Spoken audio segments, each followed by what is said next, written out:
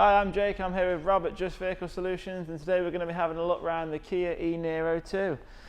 Our first electric vehicle, Rob, that we're doing a review on. It's not quite true. Isn't it? We have had a little bit of experience prior, yeah. Which really goes into where we can start talking about this. We had some experience with a Nissan Leaf before that we've had on the fleet for a little while, and through that we've actually found some of our disappointments of electric vehicles having to live with it. And this is really where this vehicle comes in, because we've kind of found this kind of ticks a lot more boxes than the Nissan does, certainly with the range. Yeah, I think a lot of them have moved on now, haven't they, in the last couple of years. When you think back to the ranges you was getting, you know, a year or two ago, they was all kind of like 180, getting on towards 200. This one, obviously, 282 acclaimed. Amazing. According to What Car, they said real world, you know, high 250, which is actually more than the Tesla Model 3, which is quite a sort of bragging right.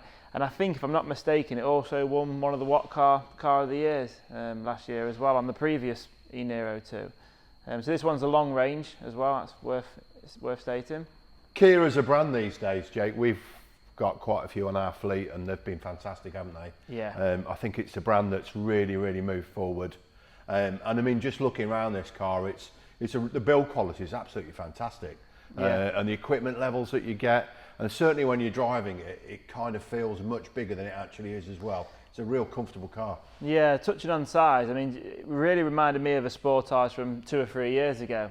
Because as you've seen with all the SUVs, they just keep getting a bit bigger, a bit bigger, a bit bigger. A Sportage this year, compared to a Sportage a few years ago, is sort of chalk and cheese, isn't it? And this I'd sort of explain as being a Sportage from a couple of years ago. Because it's hard to put it into, because it's certainly not a hatchback, is it? It kind of fits in that crossover SUV, but as you can see, it's quite spacious. Yeah. And yeah, from a driving point of view, I took this one out yesterday, and I was just really impressed across the board, really. I think. Sorry, go on. Yeah, I said to you earlier, to me it looks a little bit like size-wise, and even from the side, it looks like the new Mercedes GLA, which we've done very well with. Yeah. Which is quite pleasing. It's a nice thing. So it's a real modern-looking car.